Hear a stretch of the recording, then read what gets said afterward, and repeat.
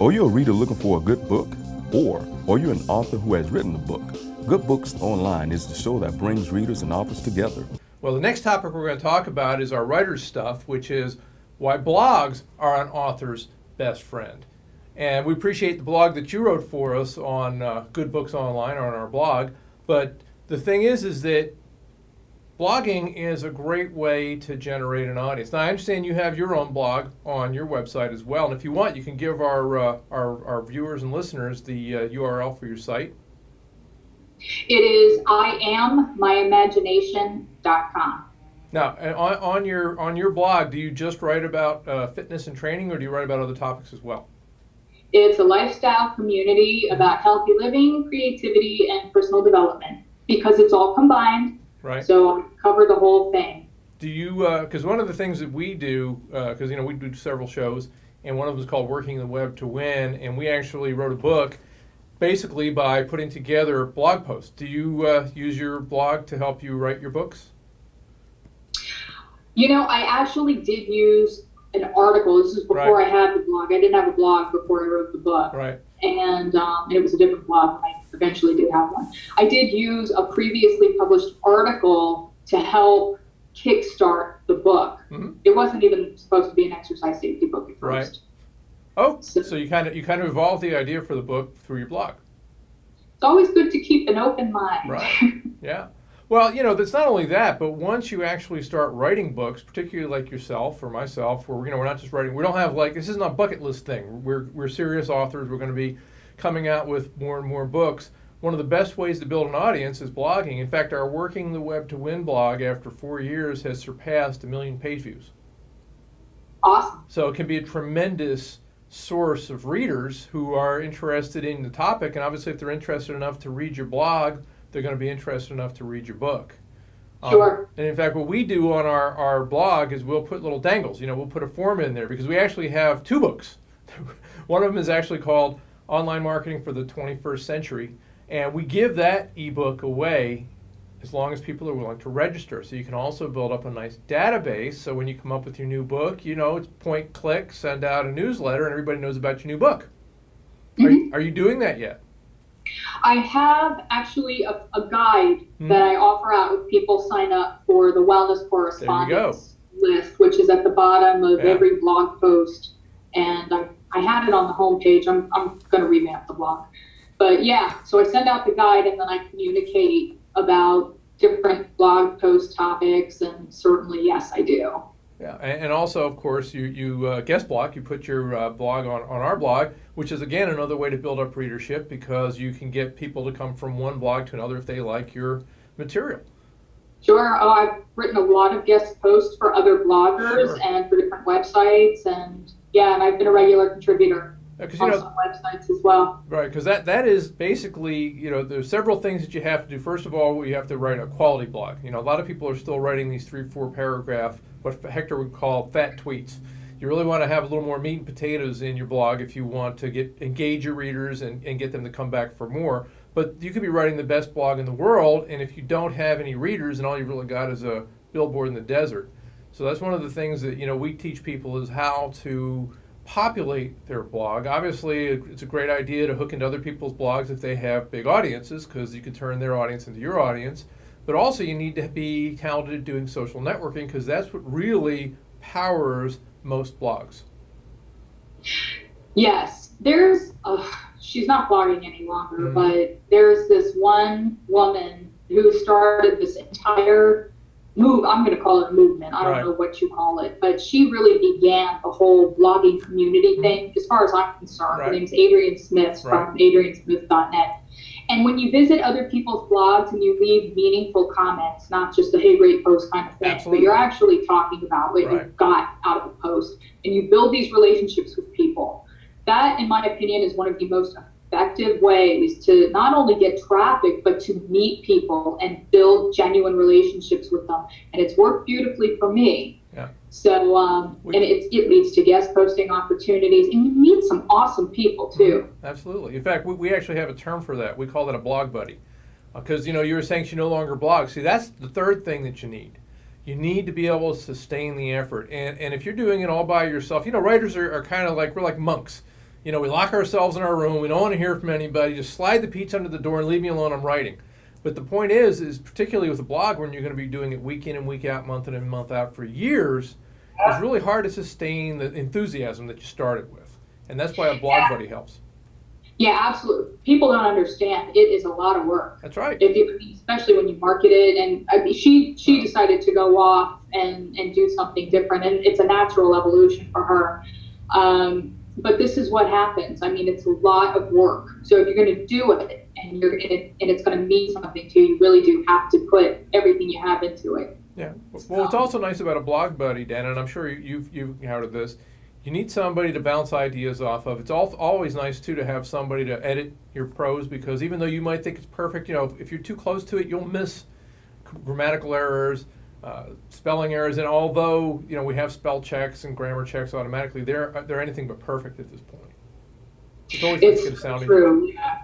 So who's your sounding board? My sounding board? Yeah. Who's your blog buddy? I've got a couple. There's Brenda Pace from BrendaPace.net, Okay. who builds websites. Right. And I mean, this is why it's so awesome to meet people, because you find people who are talented and can help you do stuff. Sure. And Corey Ramos from Not Now, Mom's Busy, Right. we've both been so helpful, and I've had several occasions. We've had little mastermind, little group meetings and stuff, and I bounce ideas off of them all the time. Right. It has made this whole thing so pleasant, and they're super talented people, so I've been very inspired by them. Right. Well, you know, and we're actually going to be offering that on our Good Books Online. Obviously, we'd like to have you as one of our little brain trust here, because eventually we're going to do like little forums where we get together using Hangouts and kind of bat some ideas back and forth and help everybody, you know, out. Because, again, once you get published, that's when the work really starts. Most people think it's all about writing the book. Okay, I'm done. Now I can take a break. Wrong. Because you have to be able to market your book. And that is, in most cases, more effort than actually writing the book. It's true. So what have you done? What have you done to market the Simple Guide, other than talk to me? I'm going to be perfectly honest with you. I was telling my husband about it before. Yeah. I didn't do anything when I was writing the book. Right. I was in this whole I'm not going to jinx it phase. So I did not market it until after it was already published. I had no idea that I should be doing it. I was afraid that if I talked about it, I wouldn't finish the project. So I finished it and I published it, and that's when I started talking about it. Right. I know better. That's what I was going to say. You probably learned a few things, right?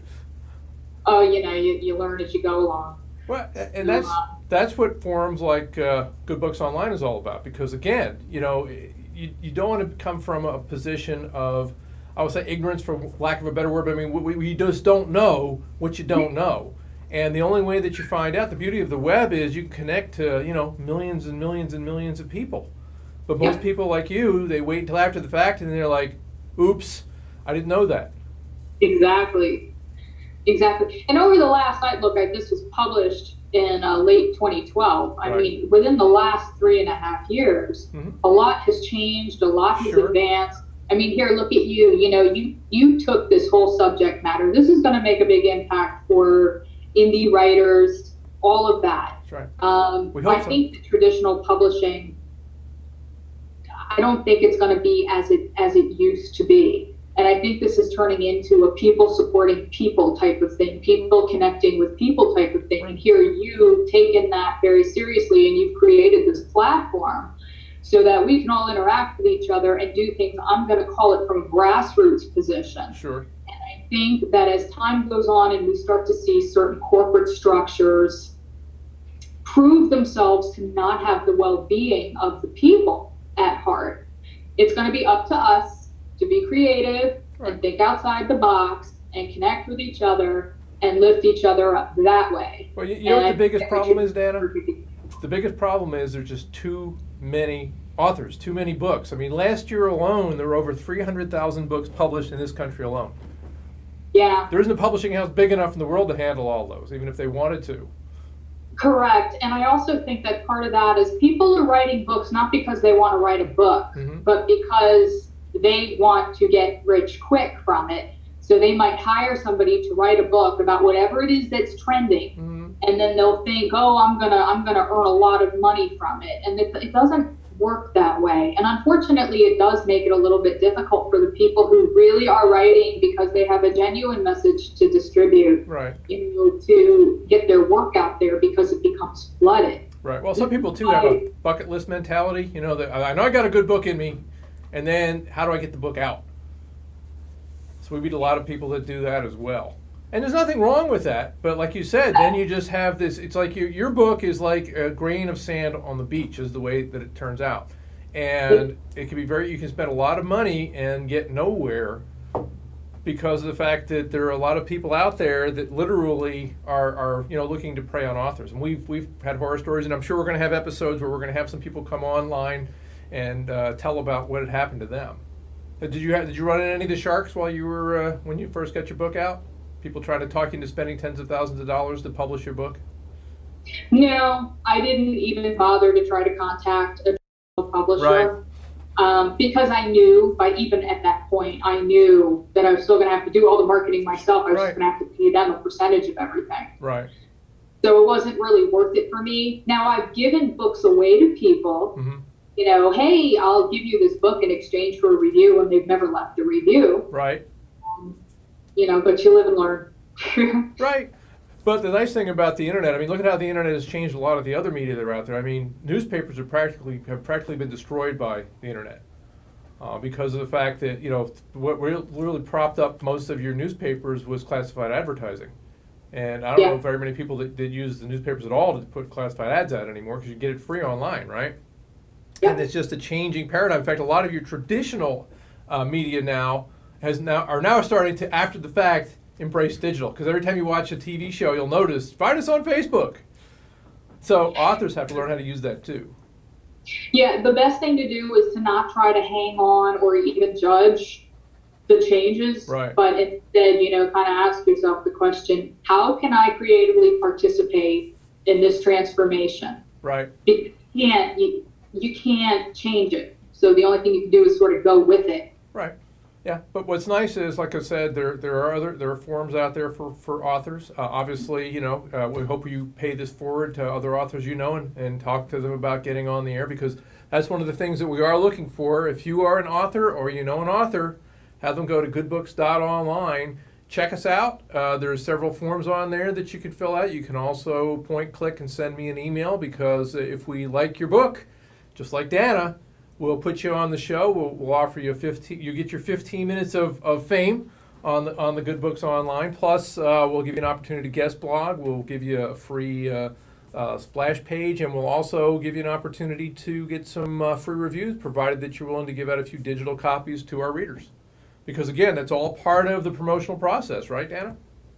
Absolutely. And like I said last week, I'm going to write a blog post about this. And when everything's all done, I'm going to write a whole blog post talking about you guys, talking about this. I know authors. There are bloggers I interact with that have written books. So. Spread the word, like I said, because even though, I'm the host of the show, and sometimes Hector is also on the show, this is not the Carl and Hector show. We put this together by authors for authors, and, we're looking to help authors move up the ladder. Plus, we also, with our writer's stuff, we do have if you do need somebody to help you promote your book, we also offer those services as well. So is there anything else you'd like to tell us about your book before we get off the air? We got about 60 seconds to go on the show. Dana, hold up your cover again. We'll shamelessly promote your book. There you go. What you don't know really can hurt you. I don't say that lightly. So seriously, you will walk away from reading this book having answers to questions you never thought to ask that could help you prevent unnecessary injury and possibly even death. We don't want that. So until next week, gang, make sure if you exercise, you're practicing safe exercising. Read Dana's book. Again, you can find it on Good Books Online. You can find it on Amazon.com. You can also find it on Dana's website. Again, give our readers and listeners the website. IamMyImagination.com. All right. Thank you very much. We'll see you next week on Good Books Online.